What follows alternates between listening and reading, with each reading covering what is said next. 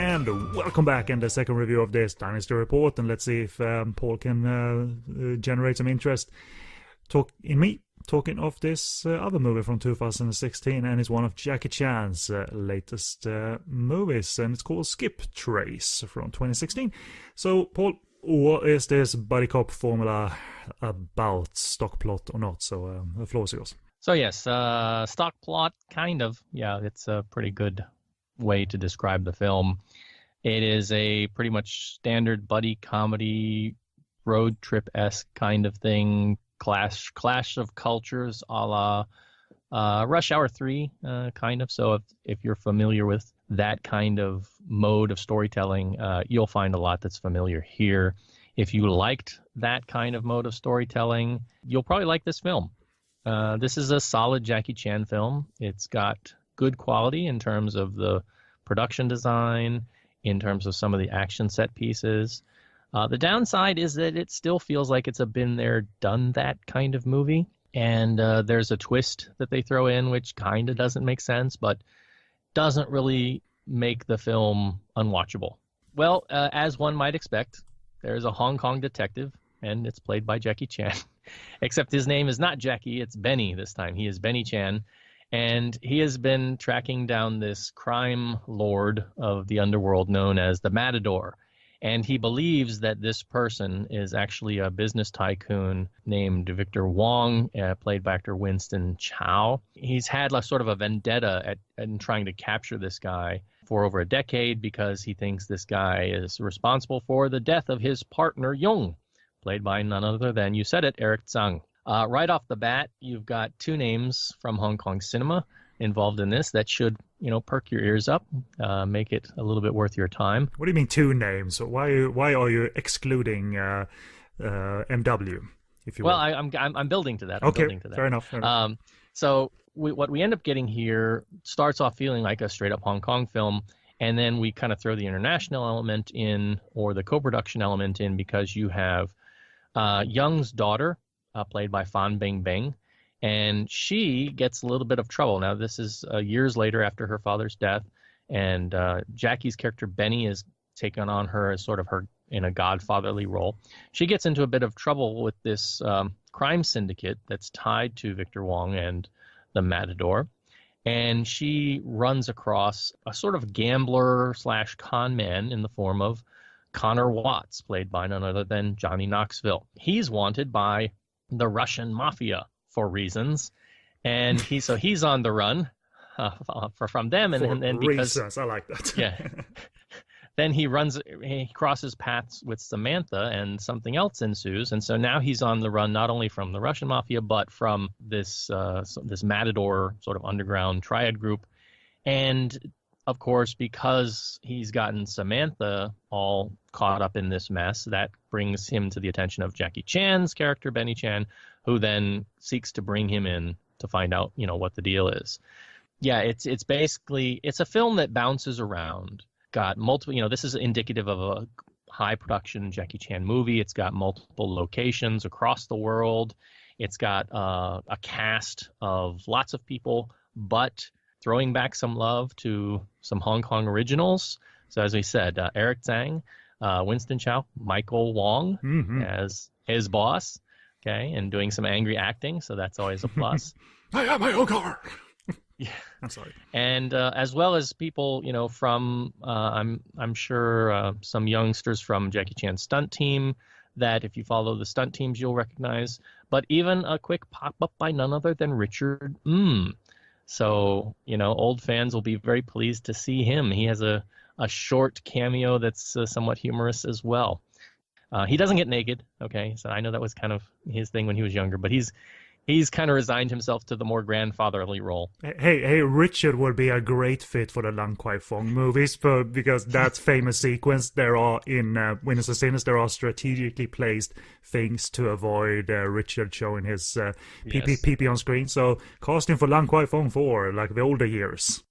Long before we had Austin Powers, we had Richard doing his thing. So absolutely, yeah. So, if you're a fan of Hong Kong cinema, there's a lot here to look forward to and to sort of glean little pieces that will make you smile, make you happy. And just based on that alone, I would recommend this film. Again, as I said, it still feels like a been there, done that movie. Well, that is a question though, because it is set. Is it largely set in China? Before I ask my question. No, it bounces around. It starts out in Hong Kong. It moves to Macau, spends some time there. There's this whole opening sequence that's actually shot in Tai-O. That the sort of far west island on Lantau Island community that's on the shore, and they've got houses on stilts. You see these in Hong Kong. You see this as a location in Hong Kong movies occasionally. So there's a sort of extended sequence in the opening that's very indicative of something that you would expect Jackie to do. Except Jackie here, he's an older Jackie. Some of the fight scenes, some of the choreography are indicative of that. It's not quite as frenetic as the Jackie of, say, A Rumble in the Bronx, or some of the earlier work where he was really flexing himself creatively and really going for broke in terms of attempting to do new things. That doesn't, again, make this a bad film in any way, shape, or form. And for people who aren't very familiar with Jackie Chan, they're going to see stuff here that they're going to really like and say, wow, that's, some great action. Are they therefore wise with the action choices and the choreography based on the fact that, well, we got an older action performer, let's craft something based on that? I wouldn't go as far as saying it feels safe, right? It's not like they're babying or Jackie's babying stuff. They do have outtakes at the end, and you do see some things don't always go right. But again, it's at a certain point he's pulling back a little bit, I would say, and trying to let the environment, they have this whole sort of long fight sequence in the warehouse, in this packing warehouse. And there's some creativity there, but he's moving it more towards the sort of the stunt people and letting them shine a little bit more, kind of in the same way that he did in Little Big Soldier, I would say. So it's nice to see him. He's still got a couple Jackie-esque things that resonate there that kind of just make you go, come on, Jackie. Don't tell me he falls in love with someone 30 years younger in this one. Okay, I won't tell you that. Because I've always disliked that. Even in Rumble in the Bronx, like him and Francois Yip, getting romantically involved. One, it's not a very well-developed romance, but why turn to her and not Anita Moy instead? Yeah, absolutely. That would make sense. I'll just say I won't tell you that, okay. But that doesn't mean it doesn't. Damn it. It's not a major focus of things, to be sure, but it's still something that goes, okay. There's another scene where he fights with Eva Torres, who plays sort of the Russian enforcer Dasha. I guess fans of wrestling will know her. She's got a bit of a background in like WrestleMania or professional wrestling. We talked about comparatively the girls in the Special Female Forces doing action. Eva Torres, okay, she could fulfill the Amy Yip role, and kind of does in this movie, but she kicks butt. She is a lady who knows how action and looks good doing it on screen. They use her very effectively, but also very humorously in a couple sequences. But Jackie faces off with her a couple times, and it's the whole, it's not honorable hit girls, it's not honorable hit girls kind of thing that we've seen him kind of do as his Mr. Nice Guy shtick in some other stuff.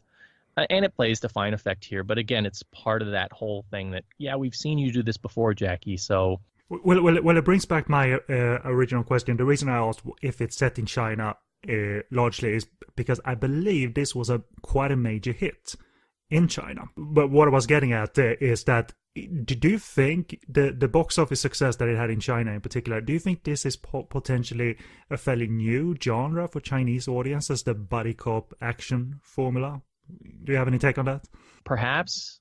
I mean, I'm sure that audiences will at some point have seen the Rush Hour movies and the Shanghai Noon films, but perhaps the sort of American cultural aspects are something that doesn't appeal to them too much. Here, because it's taking place primarily in Chinese territories with Hong Kong, Macau, then Mongolia, although I don't know if it was supposed to be Mongolia proper or the China province of Inner Mongolia, where they were actually filming, but they spend considerable time there. There's a sequence where Jackie ends up having to wrestle this huge Mongolian wrestler, right? So it's we've seen Jackie do the size difference kind of fights before. But, it's still fun. It's interesting. It's shot very well. The cinematography looks very good. Again, high production values, lots of attention to detail. And then, of course, you've got Johnny Knoxville thrown into the mix. Is he any draw in your eyes as a movie star, and how's the chemistry with Jackie? Well, I need to go on record here. I'm not a Johnny Knoxville fan myself. He is not somebody. I was never a fan of the vehicles he started with, the Jackass series that made him famous. I've liked him in a couple things. I thought he was okay in Arnold's movie, The Last Stand.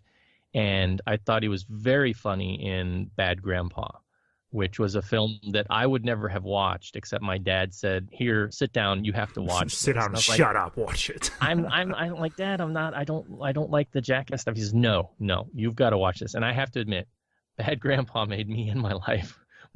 I mean, we were just cracking up, and that was not something I thought I would find very funny. And it's in the series, he's actually very good. When he and Spike Jonze did that bit together in the series more than anything. Did they? Yeah, I think Spike Jonze was working on Jackass behind the scenes, but I think at least one time they made up him as well.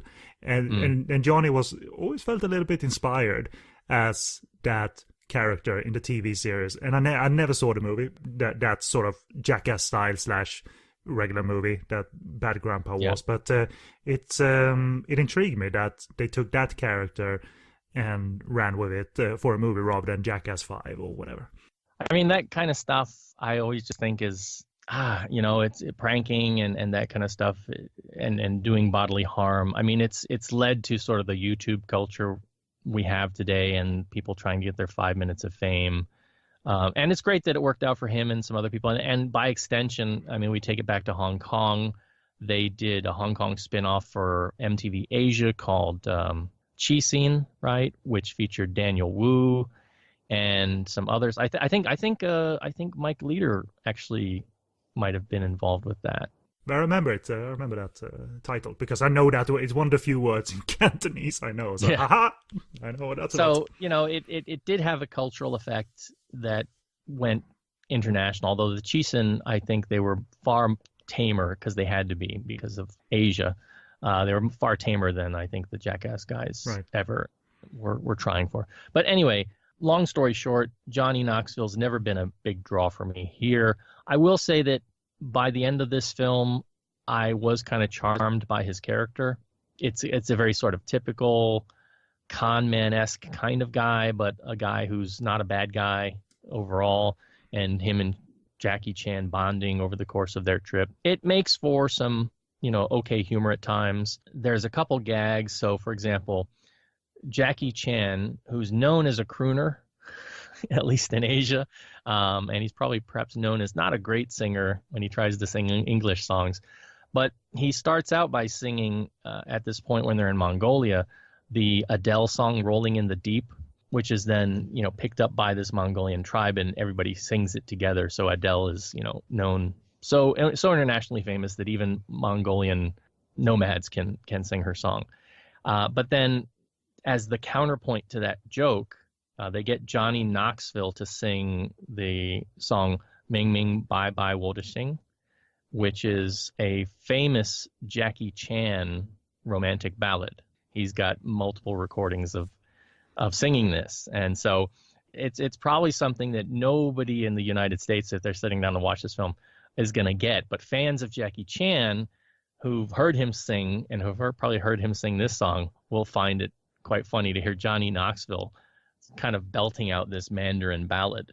And judging by how you talked about it right now, and that you found it at the very least amusing, it doesn't sound like the movie is forcing a lot of like audience-pleasing elements in there, and it feeling rather desperate and facepalm inducing the way they're trying. It sounds like they're doing an okay job to reference stuff and get an amusing effect out of it.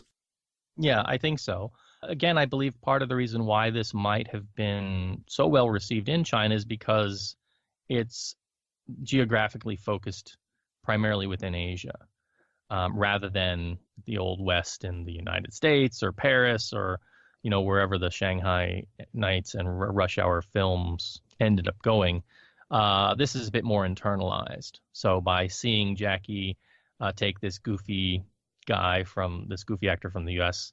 on a road trip, in a Mongolian cart and down the river on a raft made out of blown up hog skin, it's that kind of stuff. I think the audience, the mainland audience, is going to be very entertained by. What do you think in terms of, because it wasn't a purely US production, do you think the cultural jokes are, I'm judging a little bit now, but hear me out. Do you think the cultural jokes, because I assume there are some, being an American is in there and he's going to react to things in a humorous way, do you think those jokes, if they are present, is better than maybe a US movie would, in the way a US movie would tackle those, like, if you know what I mean, like even in Rush Hour, the Rush Hour movie, sometimes the jokes are based on a stereotype, and it's sometimes a little bit too lame for my taste.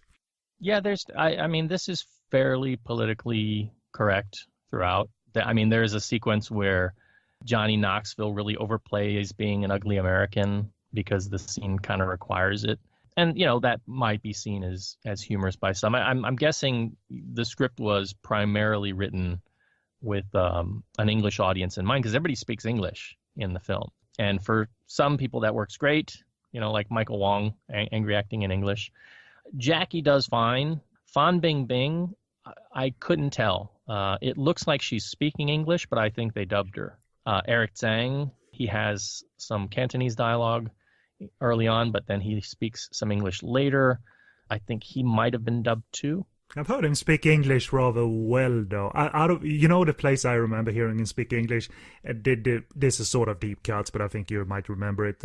One of the teaser trailers for Golden Chicken has him on the phone speaking English. They did a few variations of the teaser trailer, and he's ordering something on the phone, whether it's food or he's ordering a prostitute. But I remember hearing hoarse-sounding Eric Tsang speaking English rather fluently and well. So, and he did a Wayne Wang film way back in the day, I think, called Eat a Bowl of Tea.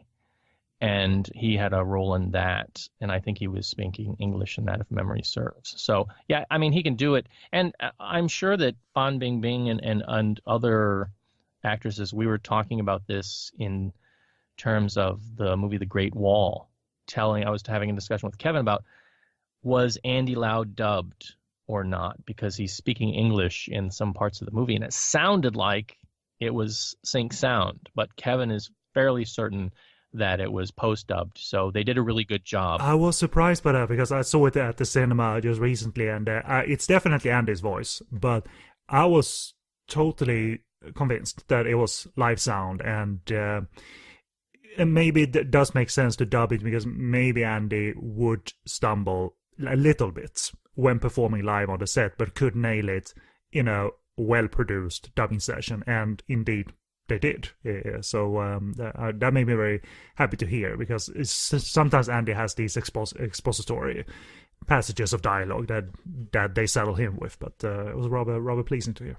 Isn't she on the international scene, though? So, I mean, she's competent in English at the very least, right? I would think so, yeah. But, this is a weird thing there, and we've talked about before issues of sort of the post-dub, where a lot of times they will just, post-dub somebody who doesn't need to be post-dubbed. Even like there are cases of China films, and I think it was Michael Wong or Russell Wong in what was the Andy Lau and Gong Li movie? There was a remake of When What Women Want. Yeah, it was a remake of that, but I don't remember the title. I think Russell Wong was in that in a cameo, if memory serves, but they ended up dubbing him, and I'm like, really? You're gonna dub Russell Wong? That, like, they dubbed over him speaking English, and it's just like, what?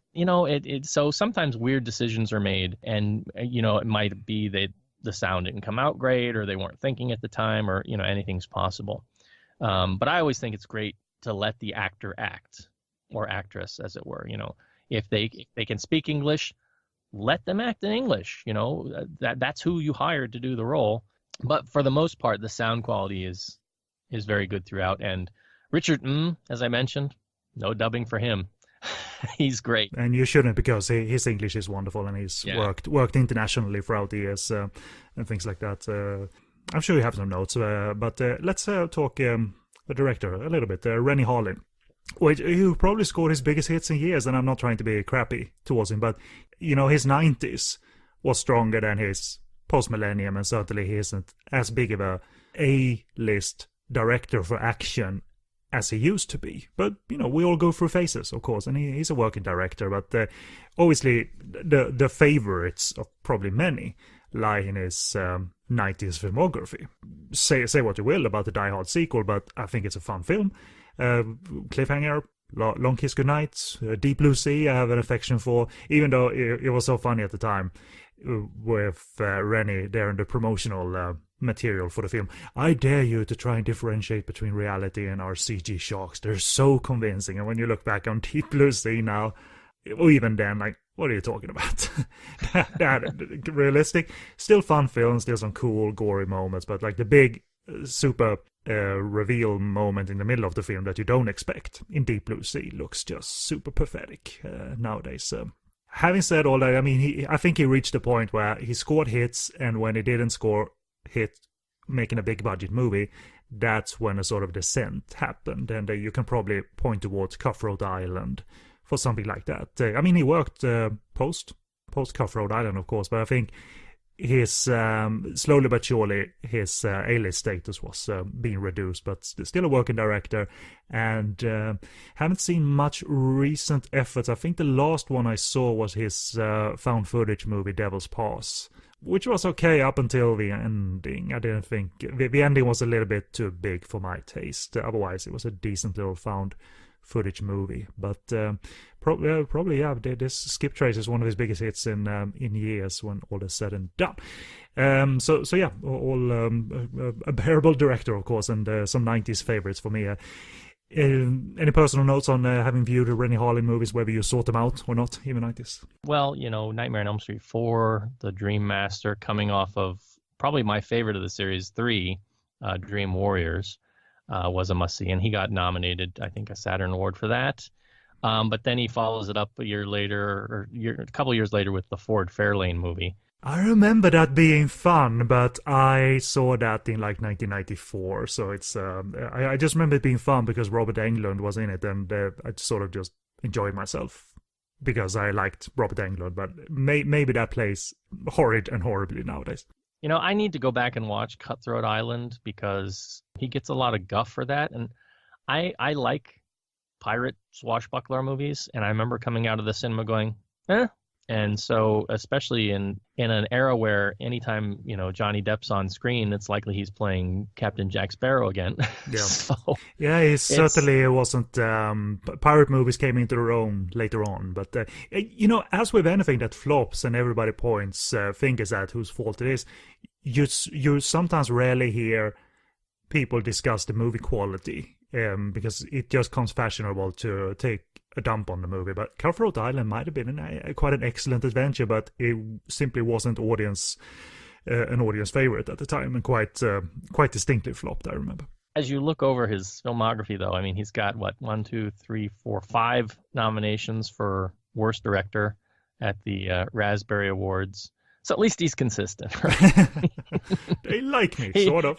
He knows what he's doing, and he keeps working. For sure. I haven't seen. I remember my dad mentioning it when I think it popped up somewhere on maybe Netflix or somewhere else. His last film prior to this, which was Legend of Hercules, which was also gave him a nomination for Worst Director, and have not watched that one. I think that was coming out around the time of the Hercules film that was done by The Rock. There are always things like that happen, where like there'll be this big celebrity superstar production and somebody else has got this smaller film that's kind of about the same thing or being pushed at the same time to try and, build on the intellectual property revenue of it and things like that. So I can't really say, as I look at his list of the last film that I actually saw from him, I don't think I saw Mindhunters. Would have been Cutthroat Island, as a fact. I've seen part of Long Kiss Goodnight, but I haven't seen the whole thing. Pretty solid stuff. I mean, that was a a working relationship on and off screen, because he was. Did he ever marry Gina Davis? I know they were involved, but I'm not sure they were ever husband and wife. But that was certainly the case for at least 2 movies. And I forgot to mention Prison, which is his first American movie, low budget horror movie set in a prison. Super fun. Actually, probably one of my favorites before he took on the big budget ones with the action stars at the time. But Prison is an underrated and fun little cult classic. But, is there any sign of him making a mark here, or it's a workman-like sort of make the action movie and don't intrude too much with your stylistic flourishes in Skiptrace? Yeah, I mean, I think that this is pretty much a Jackie Chan vehicle. He's the action director for the film. He's the producer for the film. And so I'm guessing that, Rennie was maybe just a safe guy to bring on to allow Jackie to do the work he wanted to do, rather than bringing in somebody who maybe had a bit more of a name and a bit more clout that he might have a more difficult time working with. Again, this is just speculation on my part. All of the elements of Jackie Chan cinema are there, as I said. The world hopping, the kind of humor, the kind of characterization he's going for, the stunt work, but at the same time, it is a very good-looking production. I think, it's fairly tight, it's fairly entertaining. It's not going to be a waste of time if you like Jackie Chan to sit down and give this film a go. The one thing that I would say that is a bit that doesn't really work for me overall, well, there are 2 things. One is a technical aspect. There's a scene where they're being chased and they have to escape on a zip line. And in China, I mean, they have lots of mountains and they have lots of rivers. And there have actually been a couple documentaries out there about, people who actually have to traverse a river by a zip line because there's no bridge. So this is a thing that exists. It's not common, but there are areas that are still undeveloped where people use these zip lines. This zip line in particular is like really high. I mean, the ones I've seen are not quite this high above the water. This is like Grand Canyon level. And so they end up having to zip line across together, him and Johnny Knoxville. And it's all green screened. And it doesn't look very good. You can tell it's an obvious green screen effect. It doesn't fit really with the look and the feel and the cinematography of the rest of the film. So that was one spot in the film where I think technically it just didn't hold up very well, and they could have perhaps maybe done away with it. Or in the old days, young Jackie, this would have been a stunt that he did for real. They would have set up a zip line somewhere, and he would have been out there hanging instead of hanging in front of a green screen. But, we understand. He's older, can't do the stuff that he maybe once did as a spry young lad. And so, there's technology there to help compensate. Sometimes the technology works, sometimes it doesn't. In this case, didn't really work too well. The other thing that really stands out as not working so well in the film is a narrative aspect, and that's the twist they kind of throw in at the end, which you will kind of see coming, I think. Most Hong Kong cinema fans will kind of put 2 and 2 together and go, okay, yeah, I know what's coming next, and you'd be right. I won't spoil it here. But some of the things that end up happening, some of the way certain characters are treated as a result of this twist, it doesn't kind of make sense in the grand scheme of things. But overall, it's a Jackie Chan film, so you probably won't care. You don't want to read too deeply into it. And hey, it's got all these Hong Kong people in it, plus Johnny Knoxville, and it's a fairly good time. Jackie does so many movies, and sometimes they don't look very appealing on paper. It seems like it's rehashed stuff, and I freely admit that I didn't really, when looking at the trailer, get this vibe of, oh my god, this is gonna open doors artistically for Jackie. And maybe it's because I'm more a fan of when Jackie the actor, the series actor, makes a stand again, and I always enjoy when he does. Little Big Soldier, even the Police Story 2013 movie, I enjoyed because of that. But it's good to hear that you can still do an age-old formula, and if you try and strike up chemistry, and fun, then there's nothing wrong with doing something that was done in 1998 or 1987 or that Jackie had done already. And I'm not saying that was ever bad for him. I like the first Rush Hour movie. I'm a great fan of the Shanghai Noon and Nights movies because I think that pairing, as odd as it seems, Jackie Chan and Owen Wilson, really was memorable for me. So it can absolutely work. And so yeah, eventually gonna give this a go, I think, because it sounds like undemanding viewing. And Jackie doesn't seem to slow down, and he varies up his projects. There seems to be artistic projects in the works. He's doing a movie with Pierce Brosnan that's released later in 2017 called The Foreigner, which might be more focused on acting, therefore. And this mix and match might not be so bad if the quality is at the level that Skiptrace seems to be, because you don't want Jackie to retrace his 80 steps only, because that would seem desperate, I think. So to mix and match artistic projects with more light and commercial projects, maybe not a bad thing. And if he can keep his little trap shut officially and when out and about and not speak of politics, then maybe we'll like him a little bit more as a person, because he is outspoken, if you know what I mean, Paul. And it's not always pretty what he says, depending on the opinions you have. You know, I've come to this point where I think that Jackie's just being a salesman more than anything else. Mm-hmm. Whenever he's given a microphone, he's trying to sell to the audience that's in front of him. Right. When you grow up in the entertainment industry, I think that becomes kind of par for the course for a lot of people. So, you know, that is what it is. It really, some of the stuff he was saying before really bothered me and turned me off for a while. And I've kind of tried to put that aside and just approach his films on a case-by-case basis. Yeah. And that's hard for some people to do now because of that, you know. And there are other actors who've come out on sort of the other side of things, people like Anthony Wong, Wong Chao-Sung, and others. He's been doing it for decades, you know. He's kept his mouth open for decades. But I always liked Anthony's take on things because, you know, Anthony has never viewed himself as a movie star anyway, so he's happy to just say whatever when work is for making a living and supporting his family, and when work is what it is quality-wise. He's always been, you know, vocal about that. In the scope of the entirety of our Dynasty report today, we have two films, each which are kind of doing the same thing, right? They're building on, or they're presenting stuff we've seen before. This one has the advantage of having the Jackie Chan name and a larger budget, and is a bit better in terms of the overall package, in terms of being entertaining. So you can take your pick, folks, and decide which one's up your alley, or both, and tell us, you know, what you think. Write back to us. Let us know. Cool. Well, as for availability, Skiptrace is available on DVD and Blu-ray in the US, and as well as in a few select Netflix regions, such as the US, UK, Canada, Ireland, and France.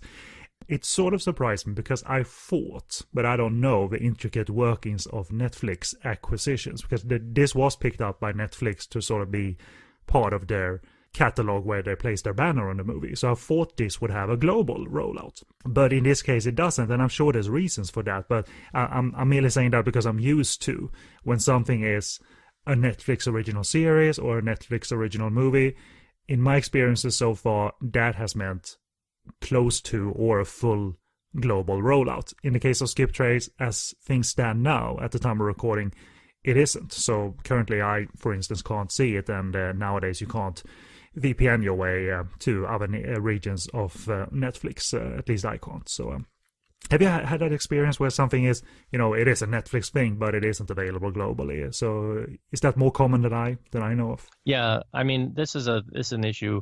When I was back in Hong Kong, they had released the first season of the new Voltron series, Voltron Legendary Defender, which I, as an animation fan, I was very anxious to see. And this was under their label, not something that, you know, this was something that they themselves had ordered and produced, apparently. And as the sort of the sole distributor, I thought, okay, this is going to be available to me, and it wasn't. And I was kind of ticked, and I wrote them a letter and I posted on their Facebook page, and they eventually got back to me and said, well, it's a, basically it's a rights issue thing for whatever reason. And I remember talking with Kevin where they make, they're still making different deals in terms of distribution based on the property when they buy it or when they produce it. So even though something is a Netflix original, it may not be a Netflix universal. And that's unfortunate. And I hope that going forward, as they get more and more clout and they become more and more of a player on the big stage with Amazon and others, that they'll be able to make more deals that simply say Netflix across the board, you know, and not segregated into regions like they've been doing with media for decades, DVDs and everything else. I don't know, because this wasn't ordered by Netflix. They stepped in during distribution stage. That might be the explanation, that these are the markets currently that they negotiated instant streaming deals for. So I was kind of thinking like I might have the time to get a watch in at the very least, but nope, that's I'm locked out currently. So that's it. I mean, obviously there is a disc out there, so you and then probably iTunes rental. I didn't check my local iTunes for a rental. That might be very well be the case that it's available on that. And we also have our local streaming service called Viaplay, and that might have it, but I'm not signed up to that currently. So that's where we're at. So thank you very much, Paul, for the breakdown of the movies. Sans Dr. David Lamb, it's a little bit empty in here, but nonetheless very enjoyable to hear two distinctly different opinions of movies that are trying out similar things.